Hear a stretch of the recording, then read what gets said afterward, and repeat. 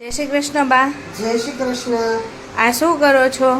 આ સંભાર બનાવું છું કેરીના અથાણા. આ 900 ગ્રામ જેટલું લીધું છે. 4 કિલો કેરી છે. આને ગરમ થવા દેવાનું છે, ફૂલ ગરમ થવા દેવાનું. ઝાડના દાણેથી ચેક કરવાનું, એટલે ઝાડનો દાણો આવી રીતે ફૂલીને બહાર આવી જાય ને એટલે તેલ આવી ગયું કહેવાય.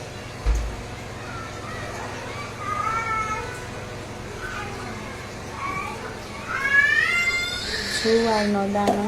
હા, ચલ આવી રીતે ધાણી ફૂટી જાય.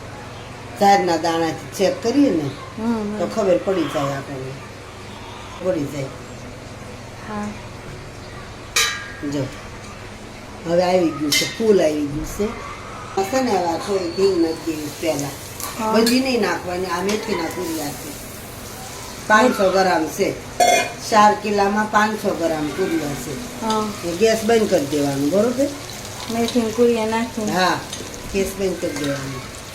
તેલ ઝાડનો દાણો ફૂટી જાય એટલે આવી જાય એટલે તેલ પછી આપણે ગેસ બંધ કરી દેવાનો, કુરિયા નાખી પછી આમ થોડીક વાર શેકાઈ દેવાનું. હવે આ ધાણાના 250 ગ્રામ છે.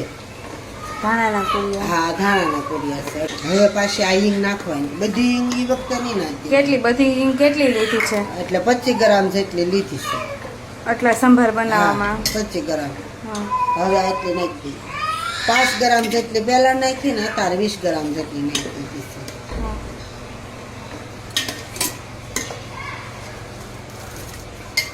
અવાજ આવે છે? જો મેથીનો અવાજ આવે છે.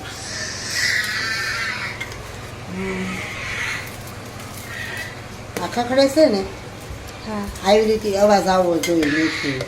એટલે હવે આ રાયના કુરિયા છે, 50 ગ્રામ છે રાયના કુરિયા. હવે એમ થાય કે આ બધા કુરિયા આવ્યા છે, તેલ ઠંડુ પડી ગયું છે, બરોબર? 1 મિનિટ આપણે ગેસ રાખવાનો છે.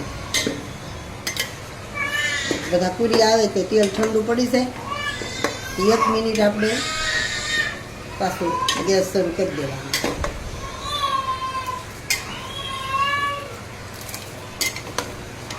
એટલે કુરિયા કાસા રહે તો કડવા થઈ જાય, વધારે શેકાઈ જાય તો પાછા લાલ થઈ જાય તો બળી જાય.